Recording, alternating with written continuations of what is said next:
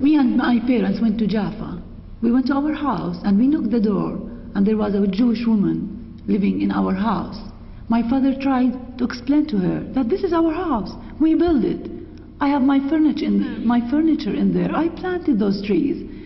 But she just shouted and kicked us out.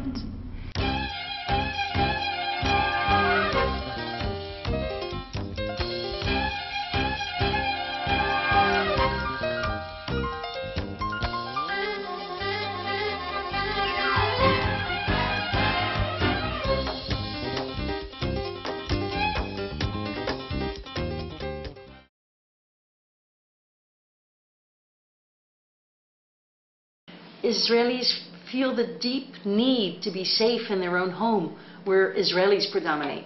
Palestinians now feel the deep need to be safe in their own home where Palestinians predominate. And we can't go for the one state until we have some decades of safety behind both people in their own country. I'd like to add something about the right of return for the Palestinian. From my point of view, this is something precious, nobody can deny for the Palestinians. You know, I'm a refugee, and I came from Jaffa, and all my family's dreams were back, and all my memories were in Jaffa, my family's memories in Jaffa, actually. And I think nobody can deny 5 million Palestinians the right to return home. It's for them to decide whether they want to stay where they are, or to return back to the Palestinian states or home as they were before. If I might add to that, I think that we're going to have to, in Israel, work very hard to understand the depth of the suffering and the depth of the need to return to their homes that has been articulated by Palestinians. But by the same token, I don't think that we can implement a full right of return for however many Palestinians do want to return and still maintain the integrity of the State of Israel as a democratic Jewish state, as we in Israel would like to have it. So I think we're going to have to look for a compromise on the right of return, a compromise that will both acknowledge the suffering and give some forms of reparation and help Palestinian refugees integrate into whatever countries they are in today, and accept some back into Israel.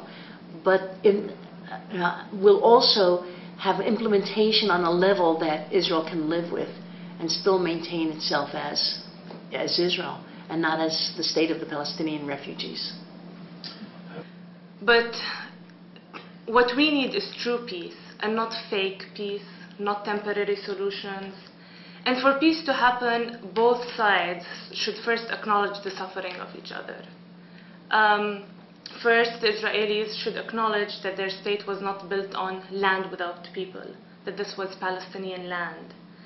And the Palestinians should acknowledge that through their resistance, some of them have killed civilians on the way.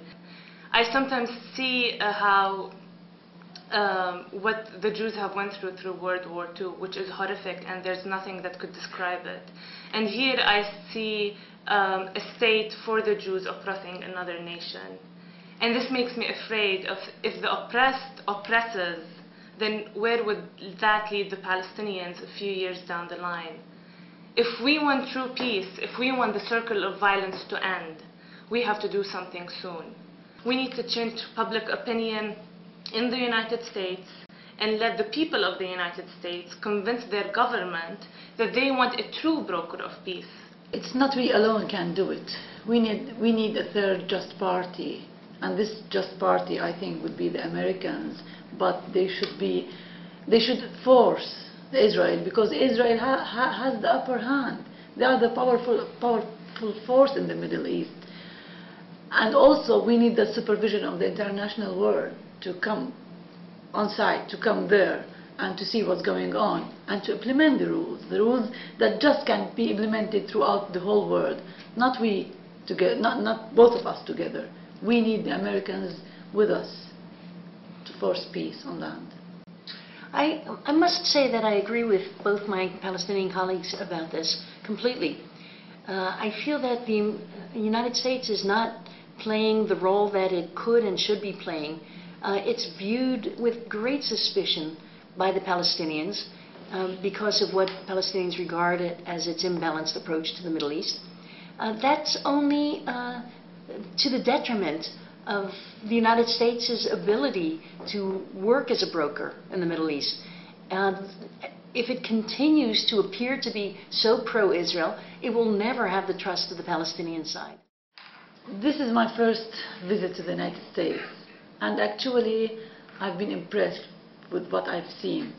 The Americans are very friendly people, although they are not popular now in the Middle East, I'm sorry to say so.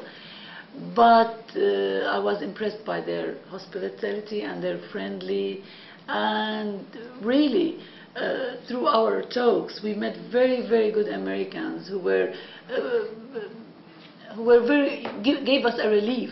There is still hope, you know.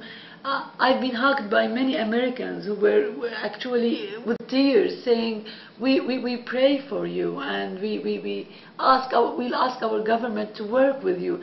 That was a relief to me, actually, because we don't see that on our TVs in the Middle East. Only we see the presidents of the United States saying the Palestinians should do, the Palestinians are to blame. We are the victims. And now I can see that the ordinary American people understand my suffering. And that's something which is a relief to me, actually.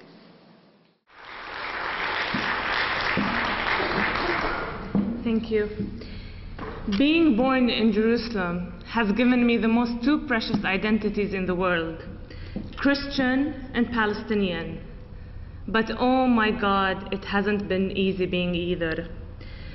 The occupation of the Palestinians has not only presented a challenge to living a normal life, but it has presented a challenge to my faith.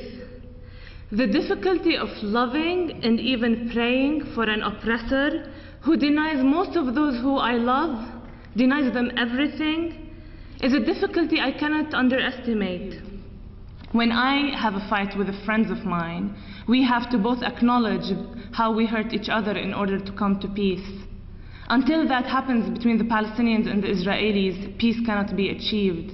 Sometimes I think of how the horrors that the Jews went through in the Holocaust, and then to come and oppress another nation. I'm not trying to compare the Holocaust of what the Palestinians are going through. They are two different things, and the type and intensity of both differs. But to think that an abused child will go to abuse his children is something that frightens me. Because where does that leave the Palestinians in a few years of time? The Palestinians have become a nation of refugees because others came and took their lands. They took an identity of refugees with no legal status, and in one day they became homeless. Imagine saving up for all your life to build a home and buy a land, hoping that your children and your grandchildren will live there, to know that in 1 second it was taken away from them. To me, Jerusalem has become a symbol of denied earthly liberty and justice. Sometimes I think of what children go through when they go to schools. They cross checkpoints, which means they have to wait for hours and hours on checkpoints, under the sun in the summer, and in winter under the rain and with the mud. And then the soldier might tell them, go back. Or the checkpoint will be closed and they will have to take detours. They reach their classrooms tired, disoriented, thinking of the trip back home in just a few hours, with no condition to concentrate or absorb anything that their teacher tells them. Many children also witness the demolishing of their homes. Imagine a child, let's say a teenager, 14 years old, seeing his home demolished in front of his eyes. We moved from a house from Jerusalem to Beit Hanina, and I still think of the house of Jerusalem.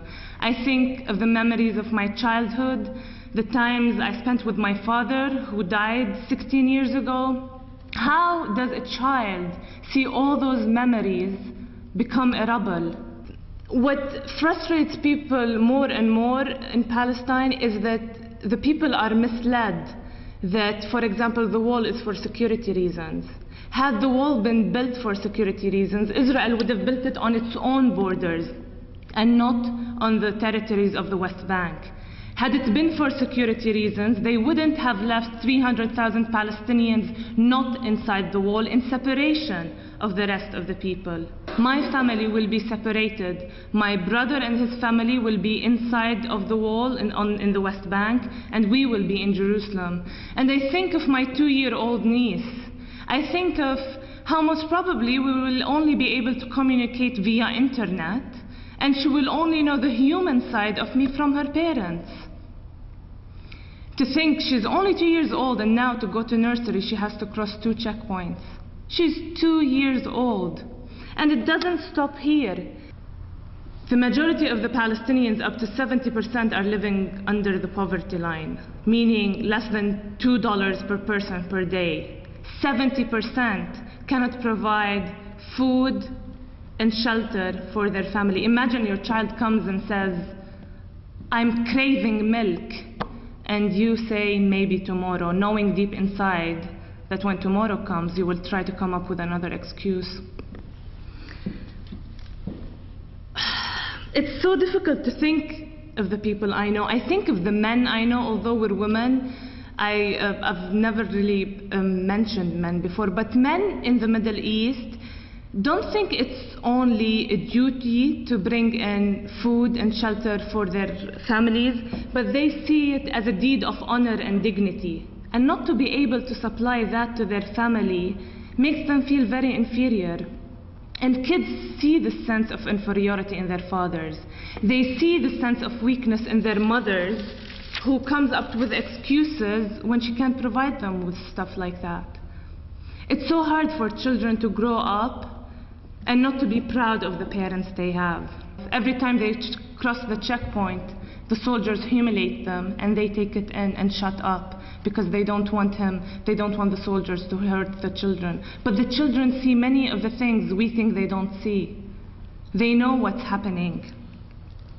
About 15 years ago in Jerusalem, I was invited to the home of a friend for dinner. I was eager to go. She's a very fine cook. And when I arrived, she had another guest there as well, a woman who is obviously not Israeli, and we spoke Jewish among us over dinner. We talked about great restaurants we'd eaten at, the great dinner we were having. We talked about some great books we had read. And at the end of dinner, I turned to the other woman, who I didn't know, and I said, "Rita, where are you from?" Fully expecting that she would say London, Oxford, Cambridge, with that beautiful British accent of hers. And she looked at me and she said, "Ramallah." I said, "Ramallah? You're not Palestinian, are you?" She said, "But of course I'm Palestinian."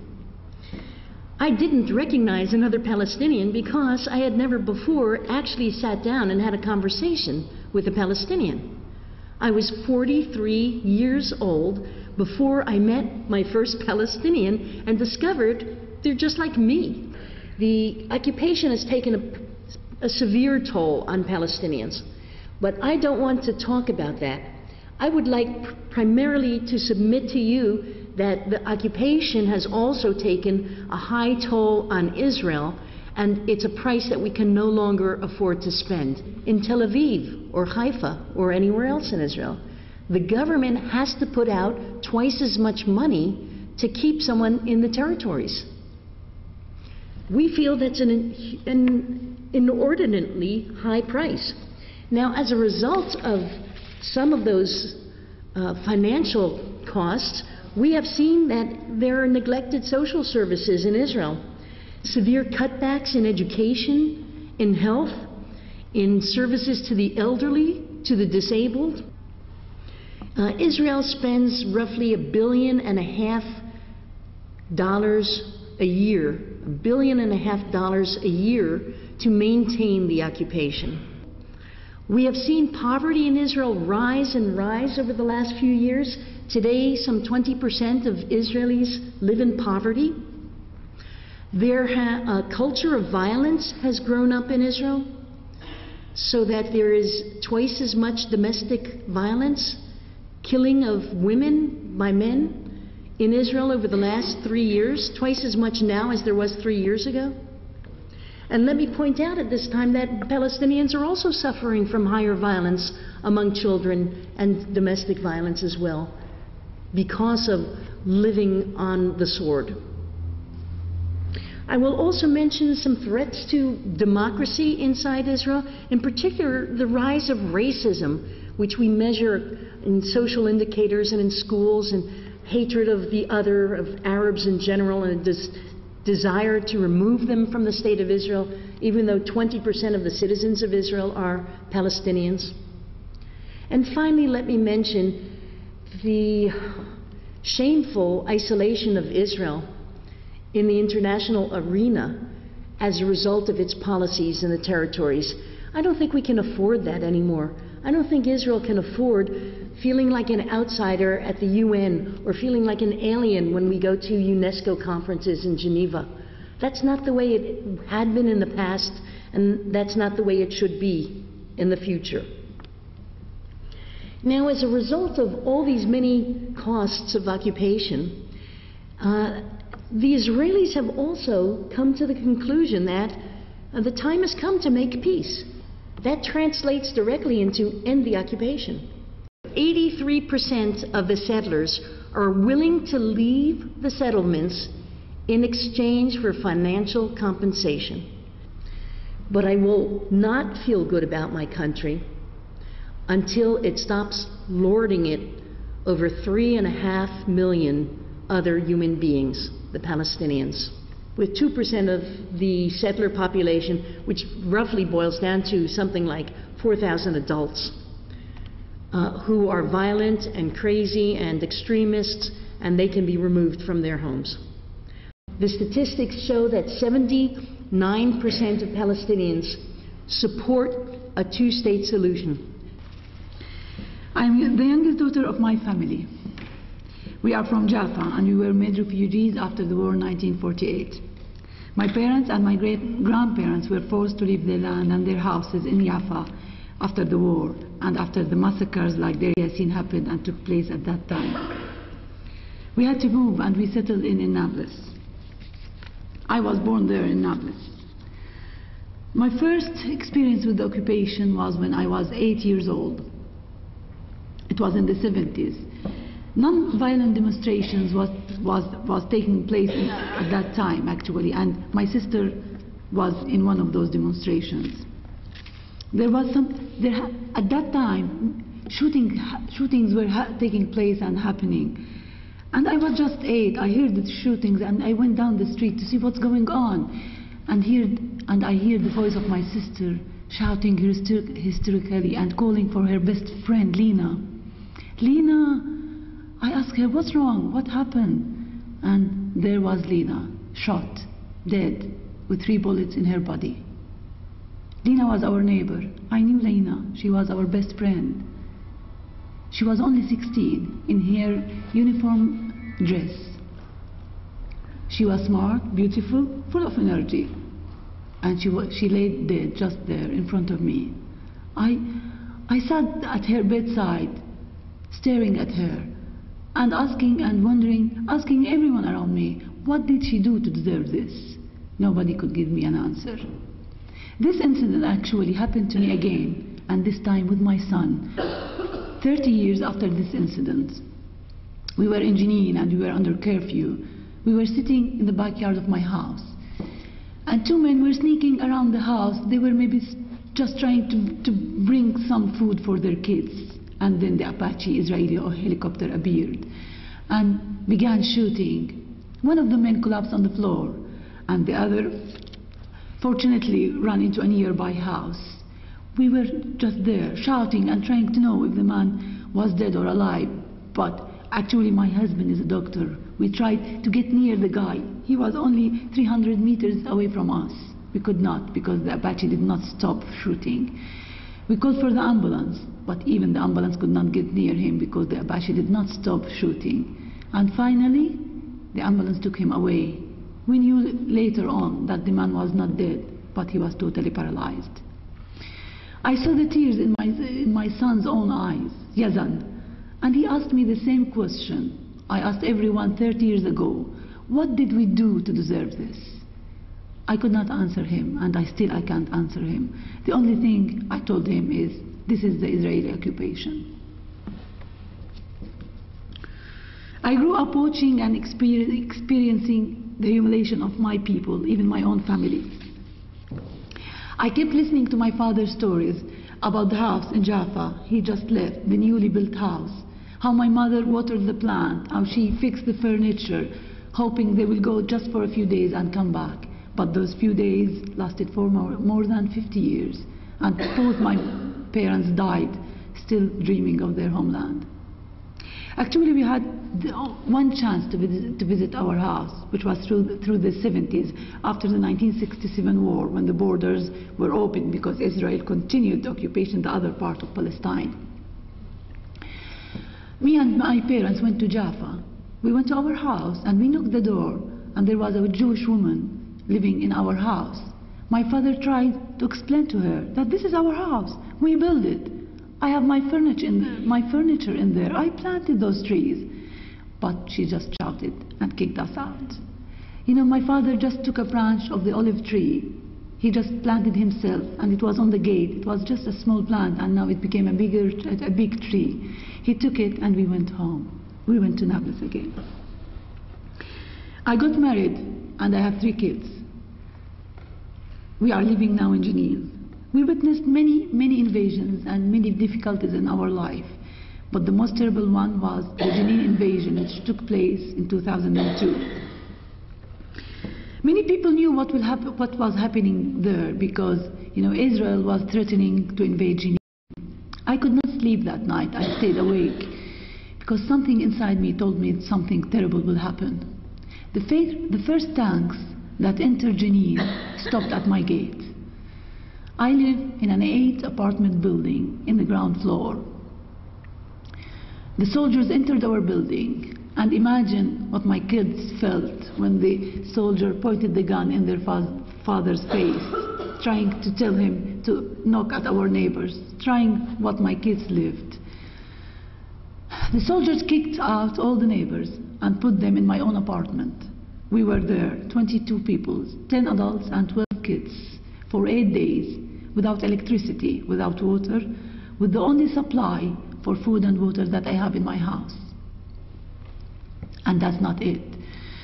The soldier planted a machine gun on top of my house, and that machine gun did not stop day and night.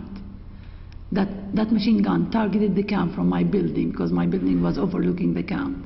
Not to forget the Apache that did not stop targeting, and the tanks and the soldiers. We lived a horrible nights and days. On the 9th days, actually, the soldiers left our building and moved to a nearby building. At that time, I could see what's happening outside, because through the 9 first days, we could see nothing. We could not even get near the windows because the bullets smashed them all. I saw the views of Al-Nakba, which is the war of 1948, coming again. I saw people being driven out of their houses, men, children and women being kicked away out of their houses. I could not, those visions are inside my mind. I could not forget them. At that time, my 1-year-old daughter was very sick. Actually, she almost died. We called for the ambulance. We called for the hospitals, but nobody could come near us because we were under restricted curfew. And thank God her father is a doctor, or maybe we could have lost her. On the 10th day at midnight, I heard the voices of bulldozers, the D9 bulldozers, come nearby our neighborhood. I telephoned my neighbor who lived on the 3rd floor. I told her, what's going on? She told me the bulldozer is in our neighborhood and he is demolishing part of our neighborhood. Actually, I heard the voices of demolishing, and then it started in my own building. He began demolishing the boundary with walls, and then he got in our garage and he smashed the car bit by bit. He took his time in smashing those. We were standing there in the darkness. The only thing I could do is grab my kids and run away. He hit part of the building, and when parts of the building came on the bulldozer, maybe he was just frightened, and thank God he backed off and he continued on the other side of the building. Actually, the curfew went on for 21 days. After that, I was from the first who entered the camp. First of all, I want to read for you a testimony that D9 driver said to an Israeli newspaper, which is Yidat Ahronot, and this was published on the 31st of May 2002, and you can find it also on the Gulf Shalom website. He said, I was trained for 75 hours and did not emerge once, I was trained for 3 hours and then sent into Jenin refugee camp. For 75 hours, I did not emerge once from the bulldozer, sat half naked and drank whiskey to stay alive. To stay awake, I'm sorry, we are the ones who are trying to stay alive. For 3 days, I'm quoting just what he's saying. For 3 days, I destroyed. I didn't give a damn about the Palestinians, but I didn't just ruin with no reasons. It was all under orders. Many people were inside the houses we started to demolish. I'm sure people died inside these houses. I found joy with every house that came down because I knew they did not mind dying, but they cared for their homes. If you knock down a house, you bury 40 or 50 people for generation. And if the job of knocking down a house was too hard, we would ask for a tank shell. If I am sorry for anything, it's for not tearing the whole camp down. It's true, though, that during those last days we smashed the camp, I had plenty of satisfaction. I really enjoyed it. I had lots of satisfaction in Jenin refugee camp, lots of satisfaction.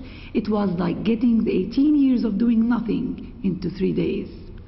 As far as I'm concerned, I left them with a football stadium so they can play. This is our gift to the camp.